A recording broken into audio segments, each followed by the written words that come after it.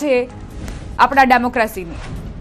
તો વિરમગામ શહેરમાં મતદાન શરૂ થયું છે। જી હા, વિરમગામમાં મતદાન શરૂ થયું છે અને ચૂંટણીમાં ઈવીએમમાં ક્ષતિ। જી હા, વિરમગામ પાલિકાની આ ચૂંટણી વોર્ડ નંબર 7નું ઈવીએમ ખોટવાયું છે। કેબી શાહ વિનય મંદિર ખાતે ઈવીએમ ખોટવાયું છે। 23 મિનિટ સુધી ઈવીએમ ખોટવાયું અને જેના કારણે જે મતદારો વહેલી સવારે વિચારતા હતા કે અમે મત આપીને બહાર નીકળીશું, તેઓએ લાઇનમાં ઊભા રહેવું પડ્યું છે। તેમનો સમય જો કે વેડફાયો છે થોડા સમય માટે, કારણ કે 23 મિનિટ સુધી આ ઈવીએમ ખોટવાયેલું રહ્યું।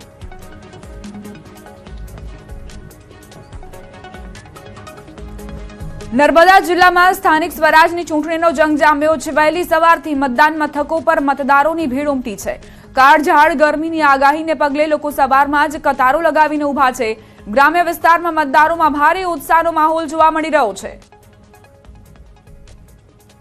નર્મદા જિલ્લાની જિલ્લા પંચાયતની 22 સીટ, તાલુકા પંચાયતની 102 સીટ અને રાજપીપળા નગરપાલિકાની 26 સીટ માટે મતદાન આજે શરૂ થઈ ગયું છે। વહેલી સવારે 7 વાગ્યાથી જ ગામડાઓમાં એક અનેરો ઉત્સાહ દેખાઈ રહ્યો છે। તમે જોઈ શકો છો તેમ સુંદરપરા ગામ છે અને સુંદરપરા ગામમાં વહેલી સવારે એટલે કે 7 વાગ્યાથી જ લાંબી લાઈનો પડી ચૂકી છે। કહી શકાય કે જે હાલ ઉનાળાની 42 ડિગ્રી કાળઝાળ ગરમી પડી રહી છે, જેને લઈ જે મતદારો છે, મતદારો પણ વહેલી સવારથી જ મતદાન કરવા ઉમટી પડ્યા છે। આપણી સાથે એક મતદાર છે, આપણા મતાધિકારનો ઉપયોગ આજે કરી રહ્યા છે। વહેલી સવાર છે, વહેલી સવારથી અમારે કેવું મતદાન ના પૂછો, ભાઈ અમારે કેવું તાપમાન મજૂરીએ જવાનું એવું છે। ગરમીને કારણે બી આપણે મોટી લાઈનો પડી ભાઈ, મોટી લાઈનો પડી છે અહીં ગાડી। તમે જે આજે મતનો ઉપયોગ કરી રહ્યા છો, શું લાગે છે તમને, કેવા ઉમેદવાર તમે પસંદ કરવા જઈ રહ્યા છો? આ મતદાન તો હવે નાખશું તાર ખબર પડશે। હા બિલકુલ, આ જે મતદાન છે તેમની મોટી લાઈનો પડી ગઈ છે। આપણે તમને ખાસ બતાવવા જઈ રહ્યા છે કે આ જે મતદાન પ્રક્રિયા છે એ શરૂ કરી દેવામાં આવી છે। મહિલાઓ પણ વહેલી સવારથી જ અહીં આવી ચૂકી છે।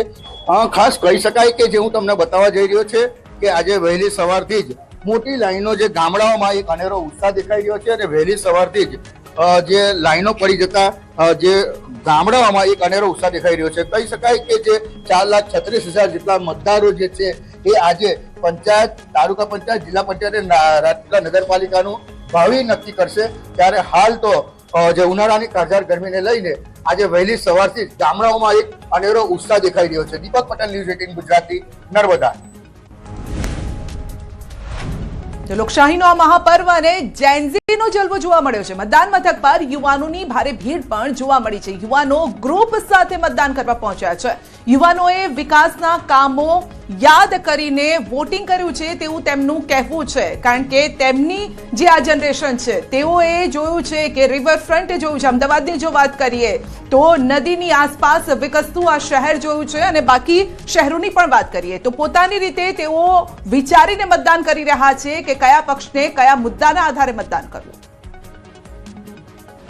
લોકશાહીના આ મહાપર્વની અંદર હવે યંગસ્ટરો પણ ખુલીને બહાર આવી રહ્યા છે અને પોતાના મતાધિકારનો અહીં ઉપયોગ કર્યા। જોઈ શકો છો કે યંગસ્ટરોની આખી લાઈન છે, એક સાથે આખું યંગસ્ટરોનું જે ગ્રુપ છે તે હાલ પોતાના મતાધિકારનો ઉપયોગ કરવા માટે હાલ અહીં પહોંચ્યું છે અને પોતાનો મત છે તે આપવા માટે હાલ અહીં મતદાન બૂથો ઉપર પહોંચ્યા છે।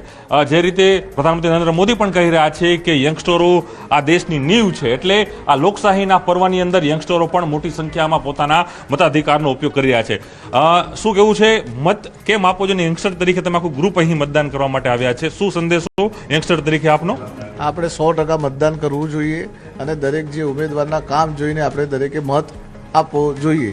દ્રશ્યોની અંદર કે લોકો પણ ઊભા છે, મતદાન કરવા માટે આપણે પહોંચ્યા છો અહીં ખાસ કરીને, શું સંદેશો? અને ખાસ કરીને યંગસ્ટર તરીકે તમે બધા એક ટીમ સાથે બધા આવ્યા છો અને લોકશાહીનો આ મહાપર્વ છે, આ પર્વમાં તમે સેલિબ્રેશન પણ કરી રહ્યા છો, શું સંદેશો આપશો અને મતદાન કરો છો તો શું વિષય ઉપર આપણે ધ્યાન રાખો છો?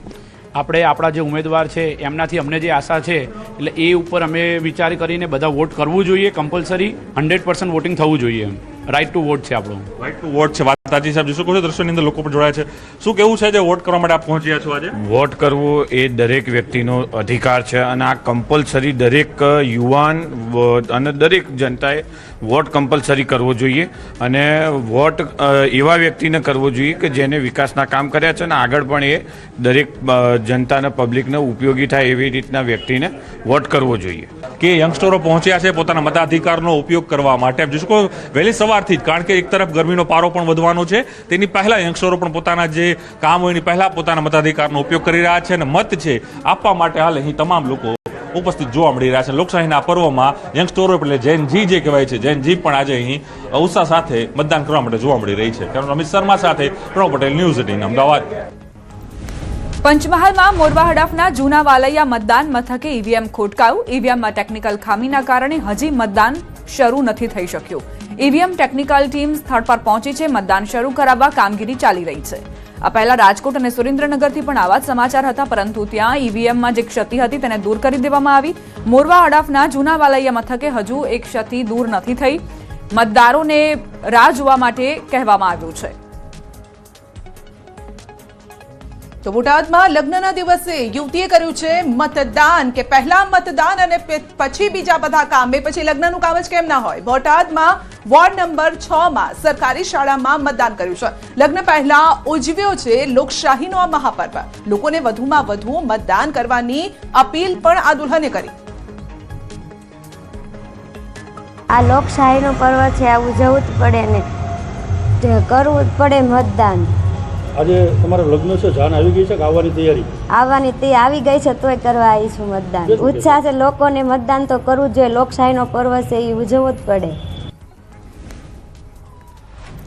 અરવલ્લીમાં પૂર્વ આઈપીએસ મનોજ નિનામાએ મતદાન કર્યું. શામળાજીના જાબ ચિતરિયા ગામે તેમણે મતદાન કર્યું છે.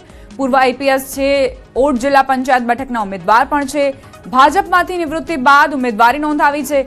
પૂર્વ આઈપીએસે વધુમાં વધુ મતદાન કરવા અપીલ કરી છે.